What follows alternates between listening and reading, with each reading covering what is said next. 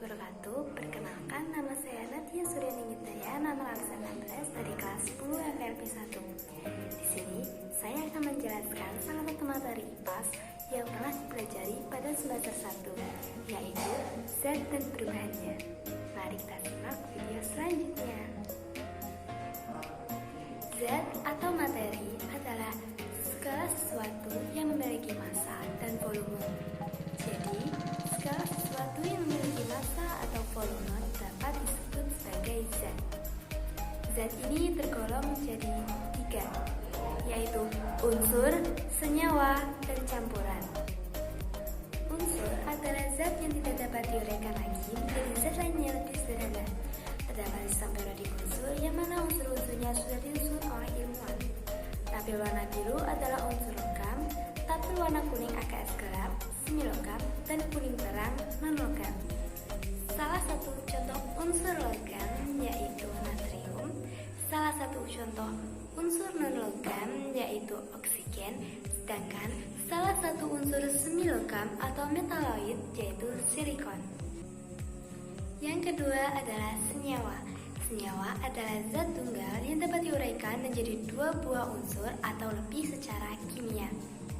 Senyawa ini terbagi menjadi 2 jenis, senyawa alam dan senyawa buatan. Senyawa alam merupakan senyawa yang berasal dari alam, contohnya kapur, air, dan garam. Sedangkan senyawa buatan merupakan senyawa yang sengaja dibuat oleh manusia, contohnya alkohol, vitamin, dan gula. Yang ketiga adalah campuran. Campuran adalah zat yang tersusun dari 2 buah unsur dan senyawa, yang mana nantinya sifat asli dari unsur dan zat tersebut tidak akan hilang. Campuran ini terbagi menjadi 2, yaitu campuran heterogen dan campuran homogen. Campuran heterogen adalah campuran antara 2 jenis atau lebih yang partikel penyusunnya masih bisa dibedakan, atau dengan kata lain, zat penyusunnya tidak merata.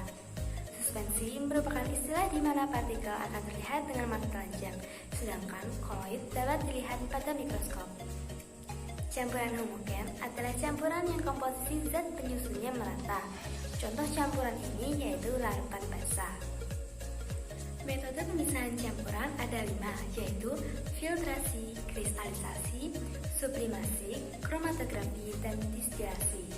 Filtrasi merupakan memisahkan cairan dan padatan yang tidak larut dalam cairan dengan melewatkannya pada saringan berpori. Kristalisasi merupakan pemisahan campuran antara zat padat terlarut dalam larutan dengan cara menguapkan pelarutnya.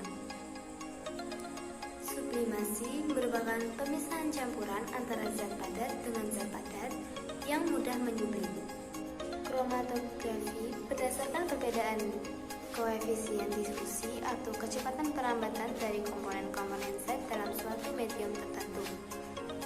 Sedangkan distilasi merupakan perbedaan berdasarkan titik-titiknya. Ada beberapa contoh pemanfaatan metode pemisahan campuran pada kehidupan sehari-hari.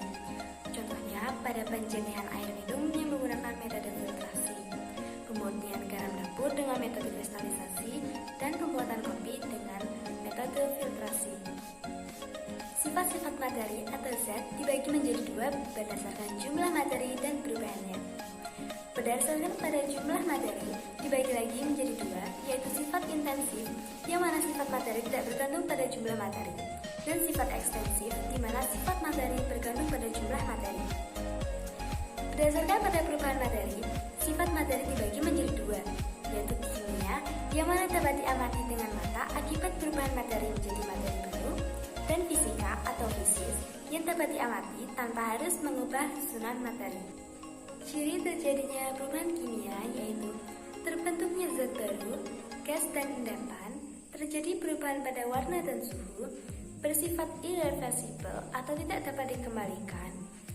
Ciri terjadinya perubahan fisika yaitu perubahan pada suatu zat yang tidak dapat menyebabkan terbentuknya zat baru, bersifat reversibel atau dapat dikembalikan, dan perubahan wujud seperti mencair, menguap, membeku, meleleh, menyubin, dan mendidih. Berikut ini merupakan salah satu contoh perubahan fisika dan kimia.